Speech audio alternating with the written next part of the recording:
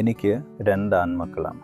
അതിൽ പ്രത്യേകിച്ചും ഇളയവനോട് ഞാൻ എന്തെങ്കിലും കാര്യങ്ങൾ ചെയ്യാൻ പറഞ്ഞാൽ അവൻ പറയും, അച്ഛാ, അച്ഛൻ എപ്പോഴും എന്നോട് അത് ചെയ്യാൻ പറയുമെന്ന്. ഞാനത് പറഞ്ഞാൽ അവൻ ചെയ്യാതിരിക്കും എന്നല്ല, അവനത് ഉറപ്പായും ചെയ്തിരിക്കും. എൻ്റെ അടുത്ത അഭ്യർത്ഥന, അത് അല്പം കൂടി നന്നായി ചെയ്യണം, ഒരല്പം കൂടി നന്നായി, അങ്ങനെയായിരിക്കും.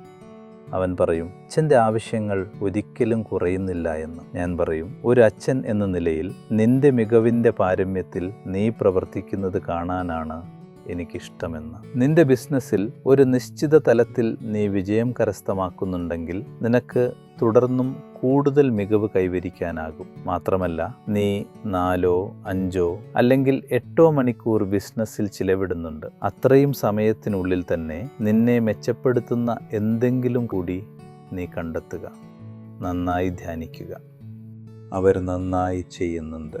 എന്നാലും മാനവതയുടെ പരിഷ്കരണത്തിന് അന്ത്യം എന്നൊന്നില്ല. മാതാപിതാക്കൾ നിരീക്ഷിക്കുമ്പോൾ അവരെപ്പോഴും മോശം ഭാഗമേ കാണുകയുള്ളൂ. ഇത് നന്നാക്കാമായിരുന്നു, അത് നന്നാക്കാമായിരുന്നു, മറ്റേത് എന്നിങ്ങനെ. കുട്ടികൾ പൊതുവെ പ്രതിഷേധിക്കും. അങ്ങനെ മാതാപിതാക്കൾ നന്നാക്കുന്നതിനായി മോശം കാര്യങ്ങൾ കാണുമ്പോൾ എനിക്ക് തോന്നിയിട്ടുള്ളത് അവർ അക്ഷമരാകുന്നു എന്നാണ്. പലപ്പോഴും അവരവരുടെ വികാരങ്ങൾ ഒരല്പം മുറുമുറുപ്പോടെ, അല്പം ദേഷ്യത്തോടെ, അല്പം അനിഷ്ടത്തോടെ പ്രകടമാക്കുന്നു. തുടർന്ന് ഈ അനിഷ്ടം തുടരുന്നു. അങ്ങനെ മാതാപിതാക്കൾക്കും കുട്ടികൾക്കുമിടയിലെ വിടവ് വലുതാകുന്നു. അത്ര തന്നെ.